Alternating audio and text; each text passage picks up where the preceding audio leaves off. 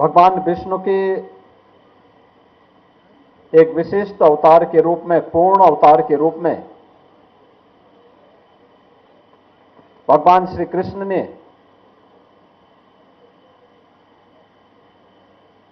वर्तमान उत्तर प्रदेश के मथुरा में जन्म लिया था।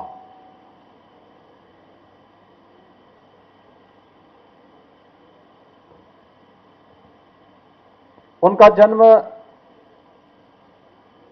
धर्म, सत्य और न्याय की स्थापना के लिए था। 5000 वर्षों से लगातार भगवान श्री कृष्ण की वह आदर्श प्रेरणा पूरे देश के अंदर और दुनिया के अंदर संपूर्ण मानवता के कल्याण का मार्ग प्रशस्त कर रही है। जब भी भारत के अंदर कहीं अत्याचार, अन्याय हुआ, कहीं कोई अराजकता फैली,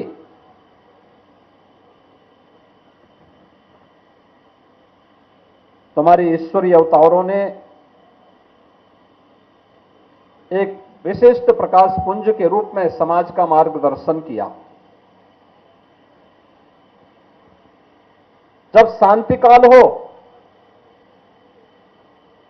तो सामान्य नागरिकों को कर्म की प्रेरणा प्रदान करने वाला कर्मण्येवाधिकारस्ते मा फलेषु कदाचन,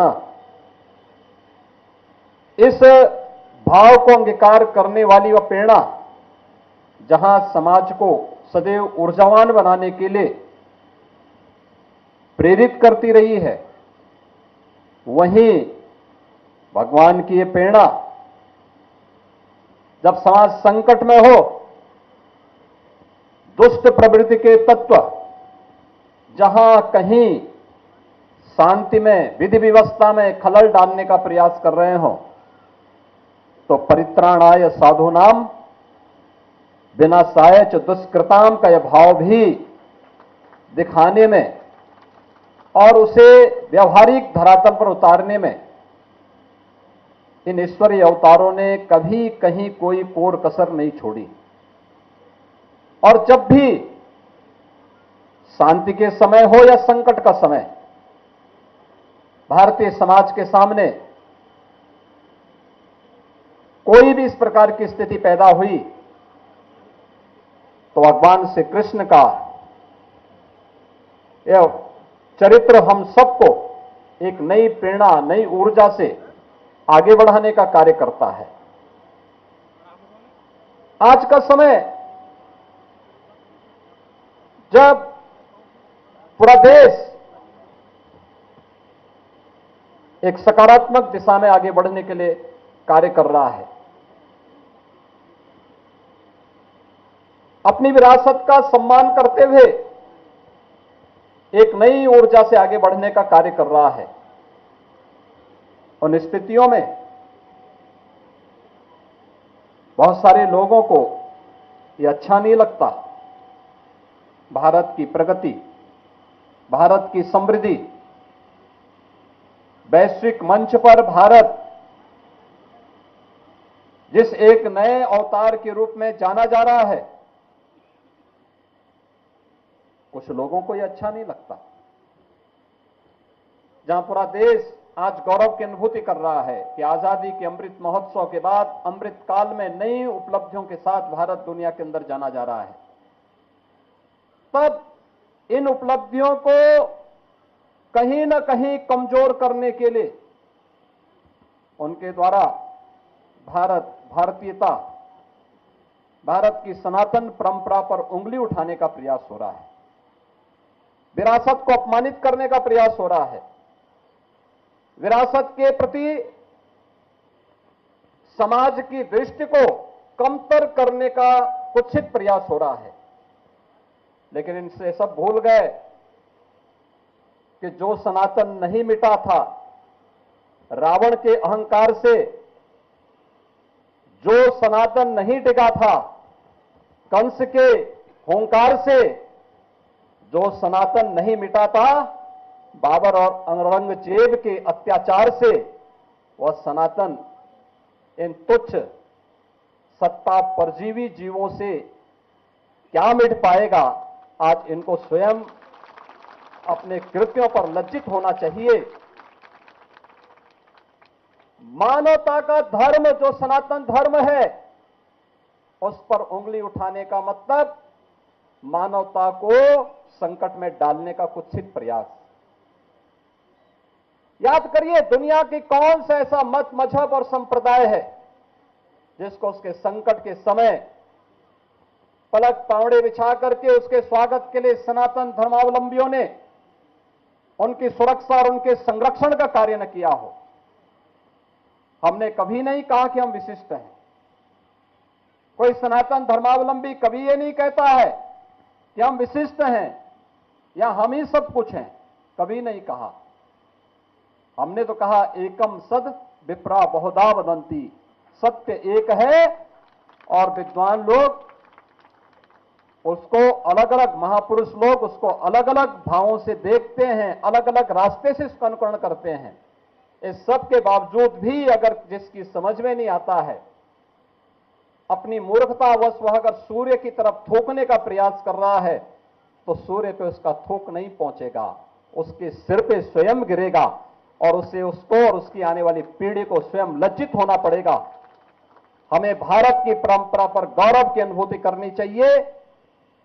दुनिया को मानवीय कल्याण के मार्ग पर चलने वाली, प्रेरणा देने वाले सनातन धर्म की परंपरा पर गौरव की अनुभूति करनी चाहिए।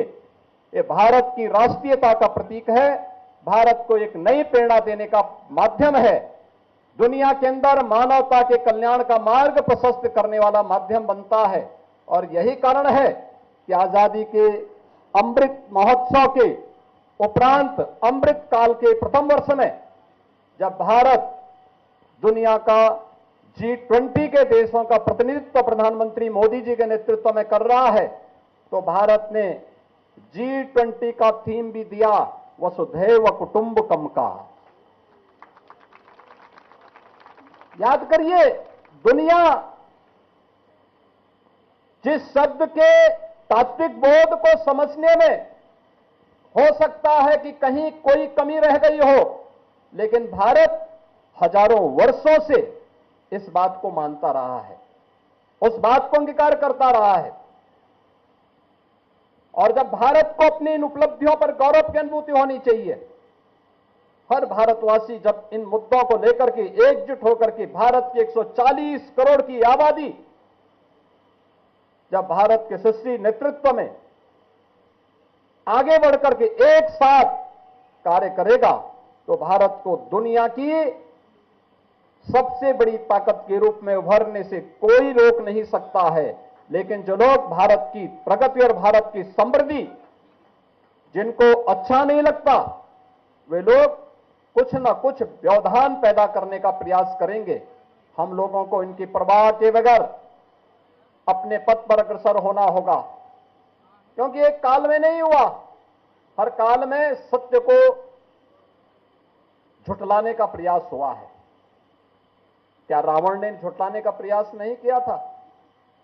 क्या उससे पहले हिरण्यकश्यप ने ईश्वर की और सनातन धर्म की अवमानना करने का प्रयास नहीं किया था? क्या कंस ने ईश्वरीय सत्ता को चुनौती नहीं दी थी? और ईश्वरीय सत्ता को चुनौती देने वाले आज क्या कर रहे हैं, उनकी स्थिति क्या है? सब कुछ मिट गया, कुछ नहीं बचा है। लेकिन ईश्वर जैसे सत्य है, शाश्वत है, ऐसे सनातन धर्म भी सत्य है, शाश्वत है। हमें सत्य और शाश्वतता को सदैव अंगीकार करके सकारात्मक भाव के से आगे बढ़ना चाहिए।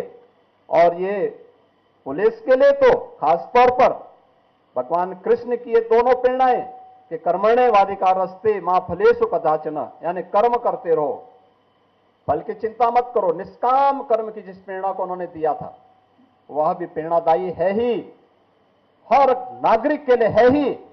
लेकिन साथ साथ परित्राणाय साधूनाम विनाशाय च दुष्कृताम के भाव के साथ सज्जनों की परित्राण, उनके परित्राण के लिए, उनकी रक्षा के लिए, उनके संरक्षण के लिए जहां कार्य करेंगे, वहीं दुष्ट प्रवृत्ति के खिलाफ उतनी ही कठोरता के साथ कार्य करेंगे। और उत्तर प्रदेश जैसे राज्य में पुलिस ने भगवान श्री कृष्ण के इन सभी उपदेशों को अंगीकार करते हैं आज उत्तर प्रदेश के परसेप्शन को बदलने में बहुत बड़ी भूमिका का निर्वहन किया है। आज इसी का परिणाम है, एक वर्ष में 31 करोड़ पर्यटक उत्तर प्रदेश में आते हैं। देश के सबसे बड़े इन्वेस्टमेंट के डेस्टिनेशन के रूप में उत्तर प्रदेश आज देश के अंदर उभरता है। और उत्तर प्रदेश के बारे में लोगों की धारणा बदल चुकी है। अब लोग ये मानते हैं कि उत्तर प्रदेश देश के अंदर सबसे अच्छी प्रगति करने वाले राज्यों में है, अग्रणी राज्यों में उत्तर प्रदेश की गिनती हो रही है। ये इन्हीं ईश्वरीय अवतारों की कृपा है, उन्हीं की प्रेरणा है। और वही प्रेरणा है जिसके कारण 500 वर्ष पहले अयोध्या में कभी किसी कालखंड में अगर किसी ने हमारे सनातन को अपमानित करने का प्रयास किया होगा, फिर से सनातन खड़ा हुआ तो अयोध्या में भगवान राम के भव्य मंदिर के निर्माण का मार्ग प्रशस्त हुआ। तो काशी में काशी विश्वनाथ धाम पूरी दुनिया को अपनी ओर आकर्षित कर रहा है। आज श्री कृष्ण जन्माष्टमी है। हम सब भगवान श्री कृष्ण के इन भावों को अंगीकार करें, सकारात्मक रूप से आगे बढ़ें।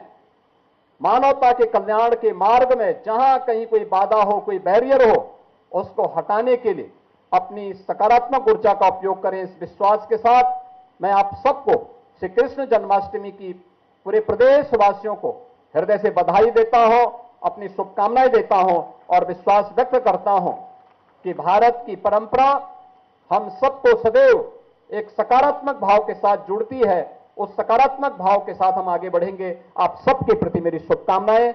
धन्यवाद। जय हिंद।